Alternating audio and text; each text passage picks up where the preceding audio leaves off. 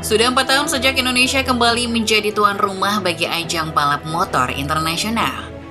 Dimulai dari kembalinya WSBK pada akhir 2021 menyusul MotoGP yang diselenggarakan pada awal 2022 yang lalu. Meskipun kini tidak jadi tuan rumah untuk WSBK lagi, namun Indonesia masih menjadi salah satu kalender balap motor hingga saat ini.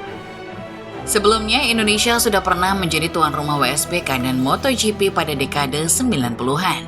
Tepatnya WSBK musim 1994 sampai 1997 dan MotoGP 1996 sampai 1997. Sayang, Indonesia harus keluar dari kalender pada 1998. Selain imbas dari krisis moneter 1997, keadaan politik Indonesia pada 1998 juga membuat Indonesia tidak aman untuk menyelenggarakan ajang balapan internasional. Semenjak itu banyak usaha untuk membawa kembali ajang balap internasional di Indonesia, terutama MotoGP. Lantas, kenapa butuh waktu yang sangat lama untuk membawa MotoGP ke Indonesia? Mari kita simak kenapa.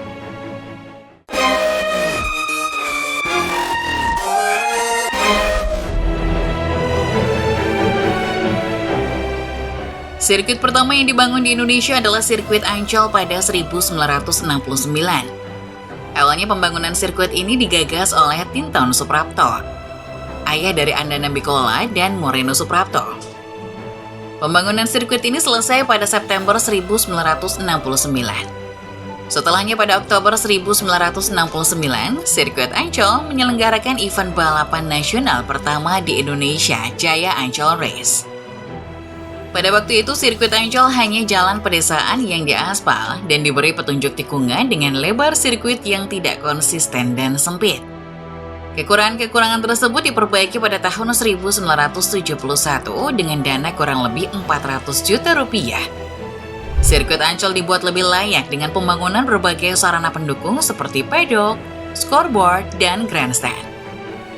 Setelah renovasi tersebut, prestasi terbesar sirkuit Ancol adalah penyelenggaraan Formula Atlantik pada 1976.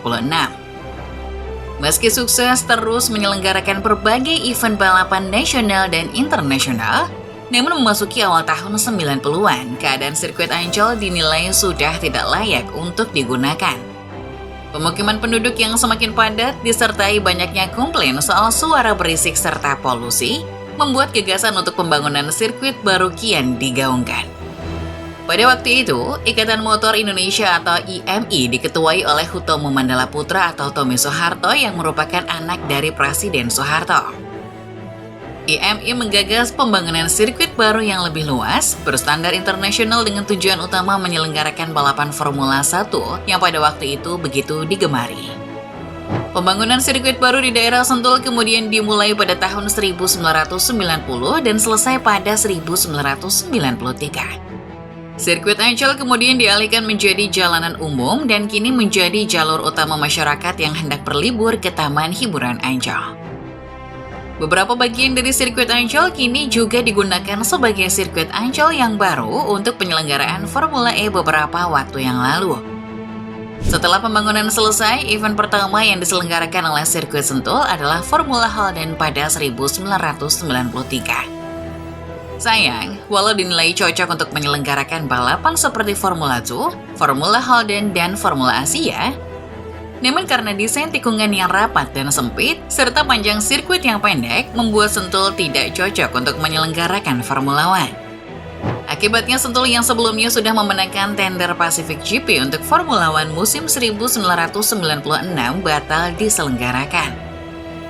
Namun untuk balapan roda 2, sirkuit Sentul menjadi salah satu sirkuit di Asia yang menyelenggarakan MotoGP pada waktu itu. Dimulai dari penyelenggaraan WSBK musim 1994 yang sangat sukses diselenggarakan. Penyelenggaraan WSBK ini terbilang sangat sukses pada waktu itu. Waktu itu secara popularitas WSBK tidaklah jauh di belakang MotoGP seperti sekarang. Apalagi antusias motor superbike di Indonesia pada waktu itu jumlahnya lebih besar dan lebih terjangkau bagi semua orang dibandingkan sekarang. Dengan kata lain, waktu itu lebih banyak orang yang tahu kejuaraan WSBK daripada sekarang. Akibat dari faktor ini, WSBK sukses diselenggarakan 4 musim beruntun hingga 1997. Setelah sukses menyelenggarakan WSBK pada 1994 dan 1995, langkah selanjutnya adalah membawa MotoGP. Waktu itu masih GP500 ke Indonesia. Hal ini kemudian terwujud pada tahun 1996, di mana Indonesia berhasil menyelenggarakan Indonesian GP untuk pertama kalinya. Semua pembalap bintang pada waktu itu seperti Mike Doohan, Alex Cribel, dan Tadayuki Okada memuji layout sirkuit Sentul. Bahkan ada cerita lucu antara Doohan dan pawang hujan, di mana diprediksi cuaca yang diterima oleh tim Repsol Honda pada waktu itu menunjukkan adanya kemungkinan hujan lebat pada hari balapan. Namun setelah bertemu Presiden Soeharto dan menyampaikan kekhawatirannya tentang cuaca, Presiden Soeharto hanya membalas dengan kata tenang saja. Tentu sebagai tradisi dari Indonesia, setiap penyelenggaraan event besar selalu ada pawang hujan di dalamnya. Benar saja, pada hari Minggu yang diperkirakan hujan malah menjadi terik panas. Doohan kemudian hanya bisa heran dan terkagum dengan Indonesia. Pada musim 1996, Mike Doohan berhasil keluar sebagai juara Indonesia GP kelas 500. Sementara kelas 250 dimenangkan oleh Tetsuya Harada dan kelas 125 dimenangkan oleh Masaki Tokudome. WSBK juga kembali diselenggarakan pada musim 1996 dengan John Kocinski memenangkan race 1 maupun race 2. Musim 1997, Indonesia kembali menjadi tuan rumah GP500 dan WSBK. Di GP500 hadir semua nama yang kini sudah menjadi legendaris di MotoGP. Ada Mike Doohan di 500, Max Biaggi di 250, dan Valentino Rossi di 125. Di kelas 500cc, Tadayuki Okada berhasil mengalahkan Doohan dan memenangi balapan. Sementara di kelas 250, Max Biaggi berhasil memenangkan balapan, dan di kelas 125, Valentino Rossi muda berhasil memenangkan kelas 125cc. Di WSBK, John Kocinski berhasil keluar sebagai juara race 1, sementara race 2 dimenangkan oleh Carl Fogarty. Setelah penyelenggaraan musim 1997 yang sukses, Indonesia harus menarik diri dari kalender GP500 dan WSBK 1998. Alasannya adalah dampak krisis moneter yang menghantam Indonesia mulai dari pertengahan musim 1997, membuat keadaan ekonomi Indonesia tidak cocok untuk menyelenggarakan event balap internasional karena diprediksi penonton Indonesia tidak lagi kuat membeli tiket. Selain itu, keadaan politik yang tidak stabil, demonstrasi besar-besaran di berbagai daerah Indonesia yang disertai kericuhan, kekerasan dan intimidasi ras tertentu, membuat Indonesia mustahil menyelenggarakan event internasional apapun. Setelah keluar dari musim 1998, perlu waktu sampai 2021 sampai Indonesia berhasil menyelenggarakan WSBK dan MotoGP lagi. Ada beberapa faktor kenapa Indonesia memerlukan waktu yang lama untuk membawa kembali MotoGP dan WSBK kembali. Alasan pertama adalah keadaan politik. Dari 1998 sampai 2004, tidak ada pemerintahan yang bertahan sampai dengan 5 tahun. Tandanya, Indonesia sedang membenahi pemerintahan dan tatanan ekonomi yang mana membuat penyelenggaraan balapan internasional bukanlah prioritas utama pada waktu itu. Dari pihak MotoGP dan WSBK juga pada waktu itu, layout sirkuit Sentul sudah dinilai menua dan lebih memilih sirkuit Sepang yang dibangun pada 1999 untuk menyelenggarakan balapan di Asia Tenggara. Sentul masih menyelenggarakan beberapa event internasional lain sampai dengan sekarang, namun levelnya tidak setinggi WSBK maupun MotoGP seperti ARRC, A1GP, GP Asia, dan lain sebagainya. Kendati tidak menyelenggarakan MotoGP sejak 1997, Indonesia masih menjadi salah satu market terbesar MotoGP sampai sekarang. Bahkan, beberapa launching livery MotoGP diselenggarakan di Indonesia dengan Repsol Honda menjadi yang paling sering menyelenggarakan event launching di Indonesia. Manajer tim Yamaha Lina Harvis pernah mengungkapkan bahwa MotoGP harus sesegera mungkin kembali ke Indonesia setelah event launching Yamaha 2014. Yaitu sebelum Movistar masuk sebagai sponsor utama, livery yang di-launching di Indonesia ini kemudian hanya menjadi livery test. Maka dari itu, sejak 2017, banyak upaya untuk membawa Indonesia kembali ke kalender MotoGP. Dimulai dari wacana renovasi sirkuit Sentul. Pada waktu itu pemerintah dikabarkan akan menggelontorkan dana sebesar 15 triliun rupiah untuk renovasi sirkuit Sentul.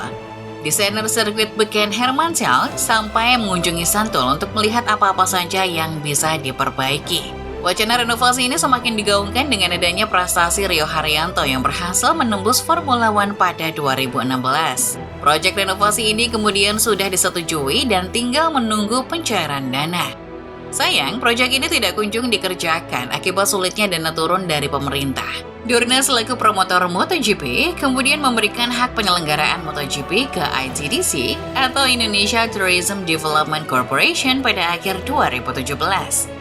ITDC bergerak secara mandiri dan didukung oleh berbagai pihak swasta, tidak berafiliasi dengan pemerintah. Setelah mengantongi hak penyelenggaraan dari Dorna, ITDC kemudian memutuskan untuk membangun sirkuit baru di Lombok daripada merenovasi Sentul. Kenapa tempat yang dipilih adalah Lombok? Karena ITDC mempunyai proyek turisme baru di Lombok bernama Mandalika Resort Area. Nantinya, sirkuit Mandalika akan dibangun di dekat Mandalika Resort Area untuk mengattract tourism untuk mengunjungi Lombok. Lombok dinilai punya potensi pariwisata yang lebih tinggi daripada Sentul. Pemandangan yang indah serta dekat dengan laut menjadi daya tarik lebih untuk wisatawan dan penonton MotoGP daripada melewati daerah perkotaan seperti Sentul. Proses pembangunan kemudian dimulai pada 2019 dan selesai pada November 2021. Meski sudah menyelesaikan pembangunan sirkuit utama, namun fasilitas pendukung Mandalika baru bisa diselesaikan pada awal 2022. Kendati demikian, seri pemungkas WSBK 2021 akhirnya diselenggarakan di Mandalika. Penyelenggaraan WSBK 2021 menjadi awal dari kebangkitan event balapan internasional level tertinggi di Indonesia. Gelaran tersebut sukses dan menjadi awal mula dari Mandalika menjadi sirkuit internasional utama Indonesia. Setelah WSBK, MotoGP kemudian kembali ke Indonesia pada 2022. Tadinya direncanakan pada 2021 sama seperti WSBK. Namun karena COVID-19 yang baru mulai mereda, MotoGP kemudian diundur pada awal tahun 2022.